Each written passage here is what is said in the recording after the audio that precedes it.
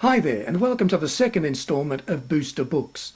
These are the books that I personally recommend to leaders as I speak to them in conferences of various kinds around the world and through my work in media.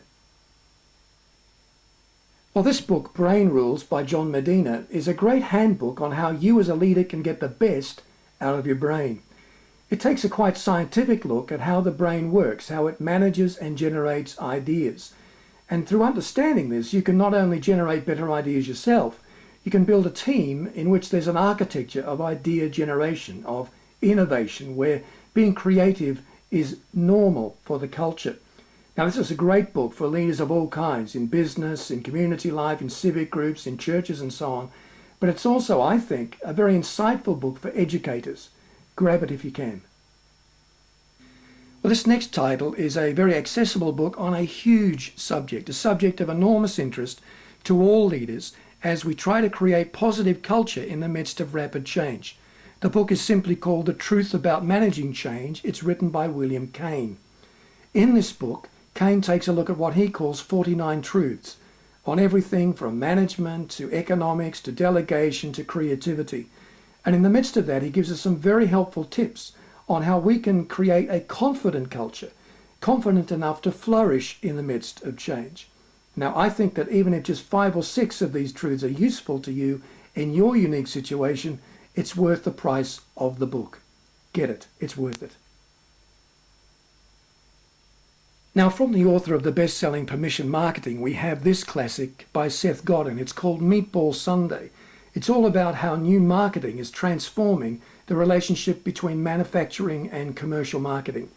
But it also has a lot to say to us about the internal communications within our enterprises, how we can be more creative in the selling, the promoting of our vision and our ideas. Seth Godin is, of course, a bit of a guru in the marketing world, but even for leaders, this is well worth the time. This little book is called the 80-Minute MBA by Richard Reeves and John Nell. Now, the title suggests that the authors are really trying to bite off an awful lot, giving an MBA in just 80 minutes.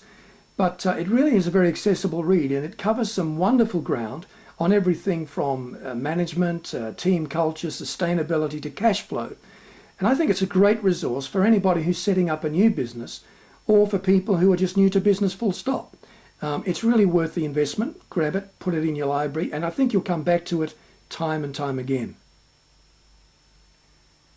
Michael Sandel is the professor of government at Harvard University and a one-time political advisor to people like Bill Clinton. He's written this book called Justice, What's the Right Thing to Do? Now, this may seem a rather obscure book to be recommending to leaders, but it has some important things to say, for example, about the links between philosophy and public policy. How do we know what the right thing to do is in the face of rapidly changing technologies? This is a book that I think will benefit business leaders, leaders of community groups, certainly church leaders. I think that it's well worth the investment. It is a little heavy in places, but for the most part, Sandel writes in a very accessible way. I think that over the next 10 years, we're going to see the work of ethicists becoming much more important at the top level of major corporations around the world. Get ahead of that curve and grab this book now. Well, that's it for the second instalment of my Booster Books on leadership. I hope there's something there that will really benefit you and lift your leadership to a new level. But don't forget to check out too the Booster Books on futurism and the future, because there's a lot in those files too that will help you to create a culture that negotiates change in a very positive way. Bye for now.